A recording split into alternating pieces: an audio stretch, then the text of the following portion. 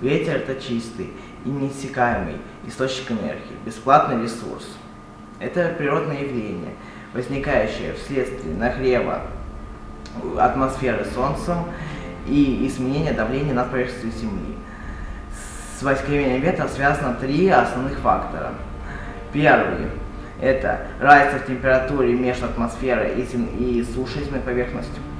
Второй – это разница в давлении в различных частях атмосферы, в различных точках атмосферы. Третий – так называемая сила Криолиса, то есть сила, возникающая при вращении Земли вокруг своей оси.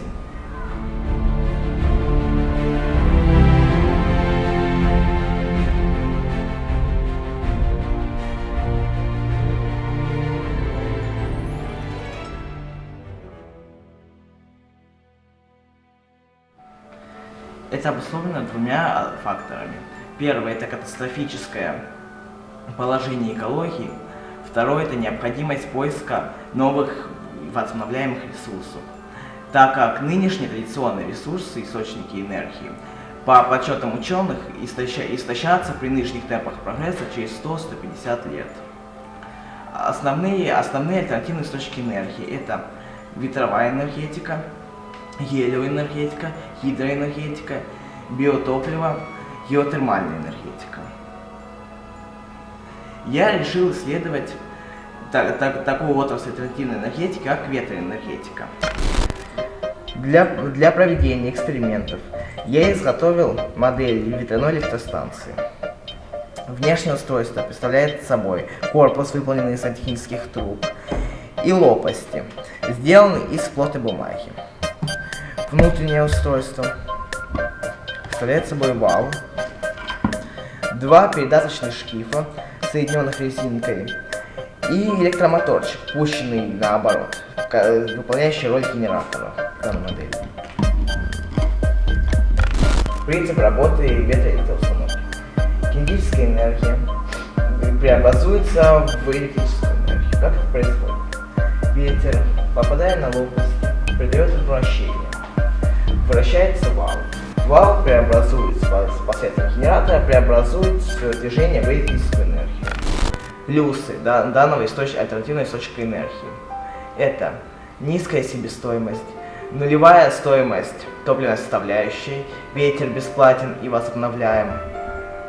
Это экологичность, это независимость от экономики, то есть независимость от цены на топливную составляющую.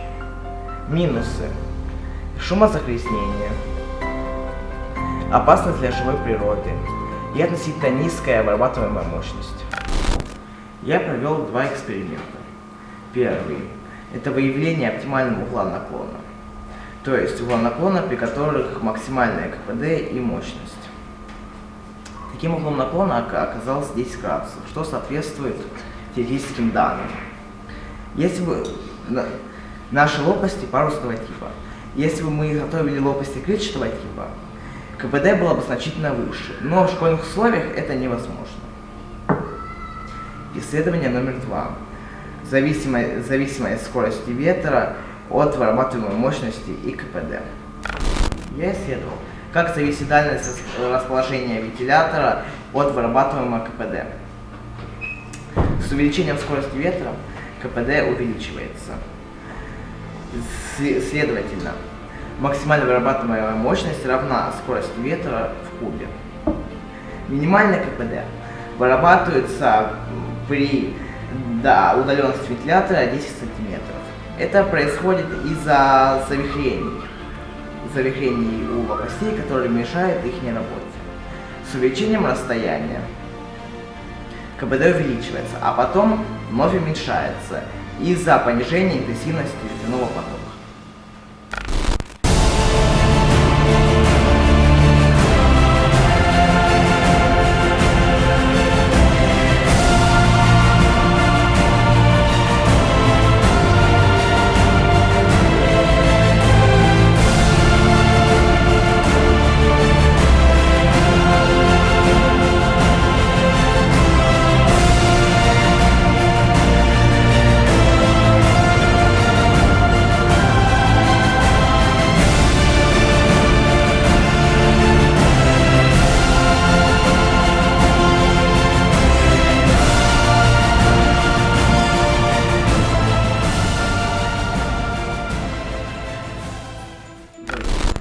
Несомненно, в будущем, наряду с интенсивной линией развития энергетики, также получит право и экстенсивная линия. То есть рассредоточение источников энергии с низкой вырабатываемой мощностью, но высоким КПД и низкой себестоимостью. Неважно, энергетика все быстрее и быстрее аккумулирует, ассимилирует, вбирает в себя все новые и новые достижения науки. И это неудивительно, так как почти все в мире связано, тянется к энергетике. Неважно ваше мнение о энергетике, ее себестоимости, полезности, путях развития, нам следует лишь согласиться со словами философа, имя которого осталось неизвестным. Нету легких путей, и есть лишь верные решения.